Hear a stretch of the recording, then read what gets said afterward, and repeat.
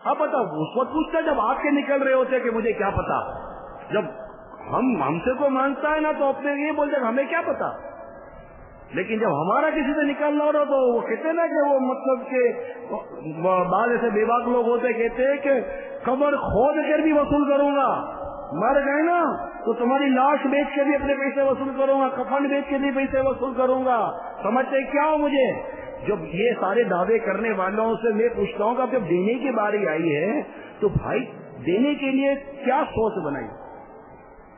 इसके बाद अव्वल तो ये कोशिश, इसके बाद जो पिछले सवालात के जवाबात आपको दिए गए कि बाज़ औक़ात हर एक की एक इनफरादी कैफियत है कि कितना पैसा उसके पास औरों का निकलता है, कितना अक़्दे फासिद किया, कितना अक़्दे बातिल किया नहीं किया। बाज़ औक़ात होता है ऐसा कि हमको लगता है अक़्दे फासिद अक़्दे बातिल नहीं होता, इसकी सूरत बन जाती है। तो ऐसी हर सूरत के अंदर इंसानी तौर पर हर सूरत के अंदर लिख कर आप दारुल इफ्ता अहले सुन्नत से राब्ता कीजिए, मेल कर दीजिए। इंशाअल्लाह अज़्ज़ व जल आपको आपका हल हत्तल मक़दूर आपके दारुल अहले सुन्नत से मिल जाएगा। लेकिन तसल्ली के साथ डॉक्टर का भी इलाज होते होता है। एक गोली से खाकर भी अपने बोलते नहीं कि डॉक्टर साहब ने सही कर दिया। इसका एक ट्रीटमेंट है कि यूं कीजिए यूं कीजिए यूं कीजिए यूं कीजिए। रूहानी इलाज हो, शरई मसला हो, मेडिकल प्रॉब्लम हो, इन तमाम चीजों का हल बतदरीज मुमकिन है। अगर जिस तरह अपनी बीमारी दूर करने की हमको तड़प है, इसी तरह अगर अपना गंदा और हराम माल और नाजायज माल वापस करने की तड़प होगी, इसे खुलासी करने की तड़प होगी, इंशाअल्लाह अज़्ज़ व जल हबीब करीम सल्लल्लाहु अलैहि वसल्लम के सदके में राह निकल आएगी। नियत सच्ची होनी चाहिए, इरादा सच्चा होना चाहिए, कोशिश सच्ची होनी चाहिए और उसके लिए पढ़ना पड़ेगा आपको दारुल अहले सुन्नत में। पीछे डॉक्टर अपना क्लिनिक खुल के बैठा है और मरीज को नहीं पड़ी आने की तो डॉक्टर क्या करेगा। दारुल अहले सुन्नत मुल्क भर में खुले हुए हैं और जिसे नहीं पड़ी होगी बेचारा नहीं जाता। छोड़ो यार, मैं दोबारा अर्ज कर दूं, सबसे बड़ा मसला सवाल करने में ये होता है कि अगर मुफ्ती साहब ने कह दिया नाजायज है तो सबसे बड़ा प्रॉब्लम है। इस्तिखारे से भी जो आदमी घबराता है ना, इसलिए घबराता है कि जिसको ये पता है, जिसका ये ज़हन बन जाता है ना कि मेरे को करना ही करना है, अब उसको कहो ना कि इस्तिखारा कर लीजिए, अब वो घबराता है। मना हो गई तो डाउटफुल होगा वो तो इस्तिखारा कर लेता है, लेकिन जब कंफर्म में करना है अब इस्तिखारा करते हुए घबराता है कि ना हो गई तो बच जाएंगे, नहीं करेंगे। वल्लाहु ताला आलम व रसूलु आलम अज़्ज़ व जल्ल व सल्लल्लाहु ताला अलैहि वसल्लम सल्लु अलल हबीब सल्लल्लाहु ताला अला मुहम्मद। मेरा सवाल आपसे कि जैसे कि हमने यहाँ पर बेव सलम के बारे में सीखा कि कोई भी शेयर 1 महीने से ऊपर अगर हम मुझसे बेच रहे हैं तो उसकी पूरी पैसे वो हम वसूल करेंगे उसकी, या गाहक उसको मुझसे पूरे पैसे देगा हमें। तो अब मेरा फर्नीचर का काम है, तो हमारे पास गाहक आता है, कस्टमर आता है, वो हमें सेट जैसे पसंद करता है फर्नीचर का, तो अब उसकी शादी 1.5 महीने के बाद है, वो हमें कुछ पैसे दे के चला जाता है और फिर बोलता है ये मैं सामान 1.5 महीने के बाद खरीदूंगा।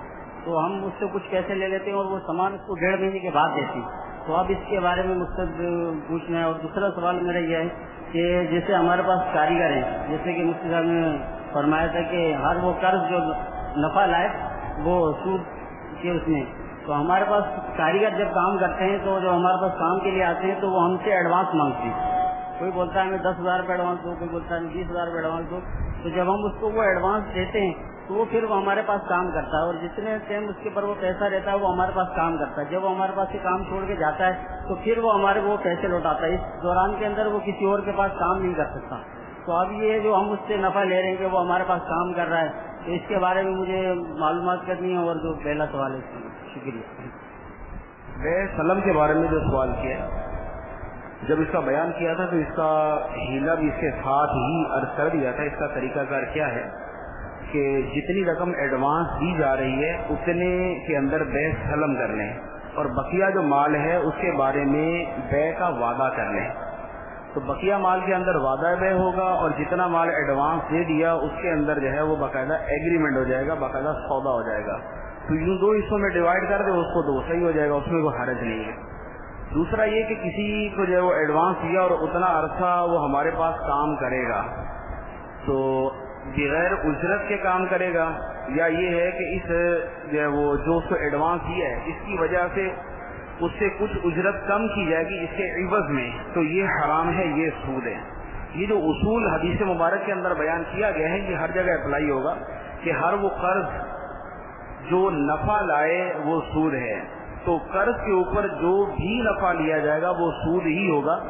تو اس کی کئی مثالیں بھی عرض کی تھی کہ کسی سے جو ہے وہ قرض لیا اور بدلے کے اندر اس کو اپنی موٹر سائیکل یا اپنی کار یا اپنی دکان یا اپنا مکان یا اپنا گودام استعمال کے لیے دے دیا، جتنا عرصہ میں تمہاری رقم استعمال کروں گا اتنا عرصہ تم میری یہ چیز استعمال کر لینا، تو یہ خالصتاً سود ہے، یہ حرام۔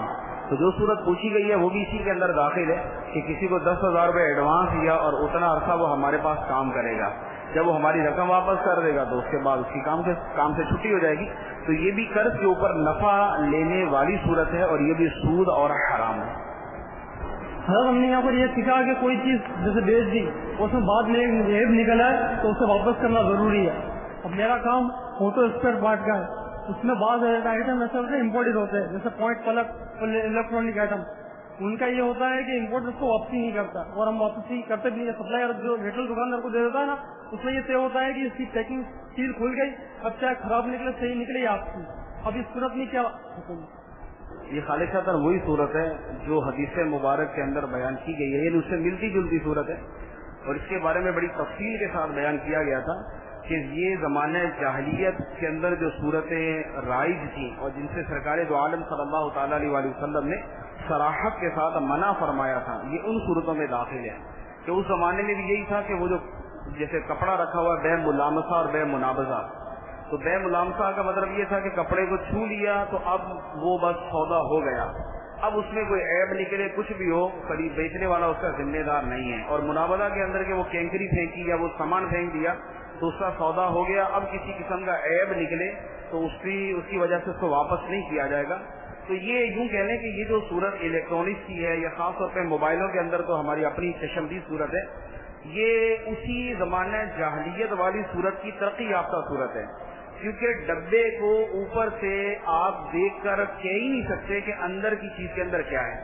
اندر والے موبائل میں یا اندر والی چیز کے اندر سینکڑوں قسم کے فالٹ ہو سکتے ہیں، لیکن وہی کہ وہ زمانہ جاہلیت کی طرح ہوتا ہے کہ جب آپ نے ڈبہ لے کے کھول لیا وہاں پر یہ تھا کہ آپ نے جیسے اس کو چھو لیا اس کی بے ہو گئی، اب اس کے اندر عیب نکلے یا کچھ بھی نکلے اب اس کو واپسی کا اختیار نہیں، اور یہاں پر یہ ہے کہ جب آپ نے ڈبہ کھول لیا اب اس کے بعد آپ اس کو واپس نہیں کر سکتے۔ تو یہ تقریباً وہی صورت ہے جس سے صراحت کے ساتھ منع کیا گیا۔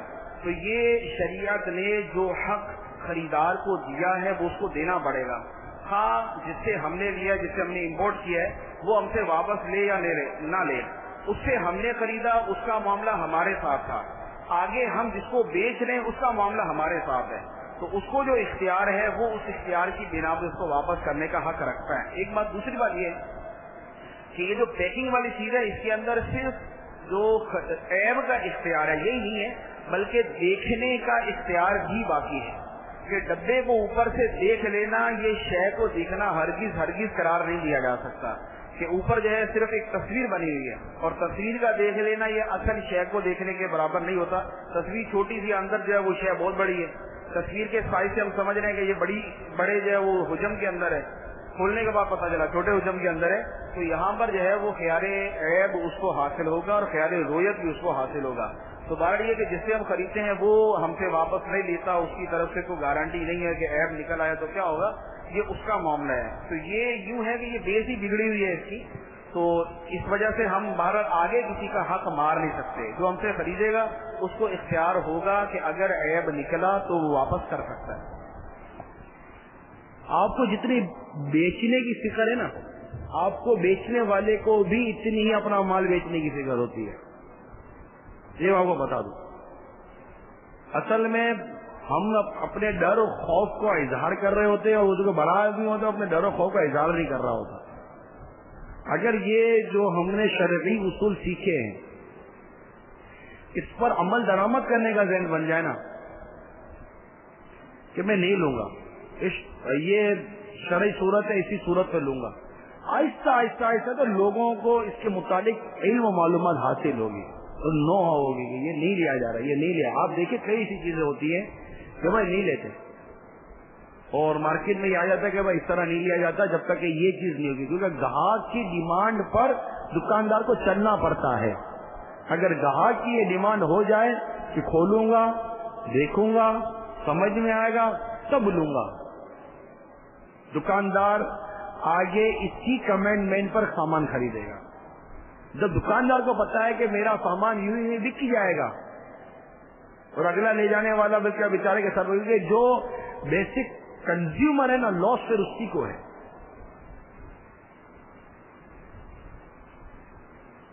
ہمیں پریکٹس اپنی تبدیل کرنی پڑے گی. دیکھیں گے بھائی، خیار شرط اور خیار غیر، خیار رویت، یہ شریعت نے ہم کو دیا ہے اور ہم اپنا یہ حق باقی رکھیں گے. بات سمجھ رہے ہیں آپ؟ یہ ہم کو شریعت نے دیا ہے اور ہم انشاءاللہ اپنا یہ حق باقی رکھیں گے، دیکھیں گے اور جو ہم کو سکھائے گا اسی پر عمل کریں گے. اور نیت کر لیجئے کہ جہاں بھی رہیں گے دعوت اسلامی کا مدنی کام کرتے رہیں گے. ہر فرد کو اس مدنی تحریک سے وابستہ کرنے کی نیت کر لیجئے انشاءاللہ. فیضان زکوٰۃ یہ کتاب و چندے کے بارے میں سوال جواب، یہ 2 کتابیں خرید کر مارکیٹ میں تقسیم کرنے کی نیت کر لیں. یہ بالخصوص فیضان زکوٰۃ میں نے اس کو دیکھا، اسے لینے اور بانٹنے کی ضرورت ہے. تو کم از کم 22 کتابوں کا عدد لے لیں، 12 یا 22 لیں گے انشاءاللہ.